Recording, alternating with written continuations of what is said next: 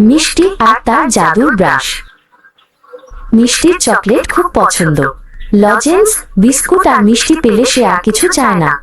কিন্তু একটা কাজ সে একদম করতে চায় না, আর তা হলো দাঁত মাজা। যখনই মা বলেন ব্রাশ করার কথা, মিষ্টি অমনি লুকোতে শুরু করে। রাত হয়ে এল। মা বাসন্তী দেবী হাতে একটি গোলাপি টুথব্রাশ আর পেস্ট নিয়ে মিষ্টির সামনে দাঁড়ালেন। মা বললেন, মিষ্টি সোনা, চলো দাঁতগুলো পরিষ্কার করে নি।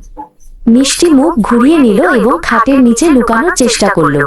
সে চিৎকার করে বলল, না মা, আমি আজ ব্রাশ করব না। মা দীর্ঘশ্বাস ফেলে চলে গেলেন। মিষ্টি না মেজেই ঘুমিয়ে পড়ল। সেই রাতে সে এক অদ্ভুত স্বপ্ন দেখল।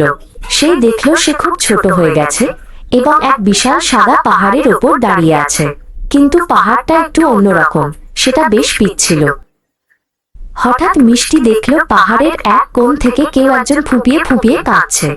সে এগিয়ে গিয়ে দেখল একটা ছোট্ট সাদা লোক বসে আছে, যার নাম ধলু। মিষ্টি জিজ্ঞেস করল, তুমি কে আর কাঁদছ কেন? ধলু বলল, আমি তোমার দাঁত। দেখো আমার অবস্থা কত খারাপ। মিষ্টি দেখল ধলুর সারা গায়ে আঠালো চকোলেট আর বিস্কুটের গুঁড়ো লেগে আছে। ধলু খুব দুর্বল হয়ে পড়েছে। মিষ্টি তাকে সাহায্য করতে চায়, কিন্তু সেই আঠাগুলো খুব শক্ত হয়ে লেগেছিল। মিষ্টির খুব মন খারাপ হলো। এমন সময় পাহাড়ের ফাটল থেকে বের হয়ে এল ছোট ছোট কালো কিছু অদ্ভুত প্রাণী। তারা হলো চিনি দানব। তাদের হাতে ছোট ছোট হাতুড়ি আর শাবল।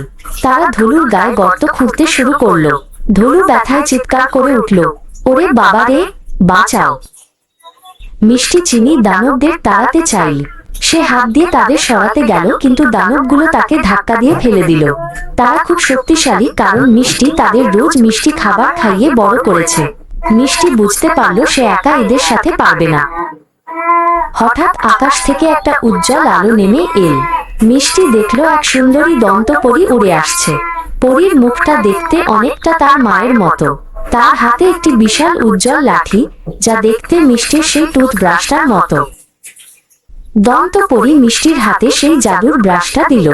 মিষ্টি আর পরী মিলে জাদুর ফেনা তৈরি করলো। সেই ফেনা পাহাড়ে লাগাতেই সব চিনি দানব ভয় পেয়ে পালিয়ে গেল।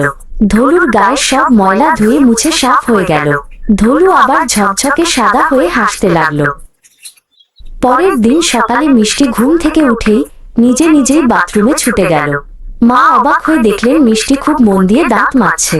মিষ্টি আয়নায় নিজের দাঁত দেখে হাসল এবং মনে মনে বলল, ধলু, আজ থেকে আমি তোমাকে রোজ পরিষ্কার রাখবো।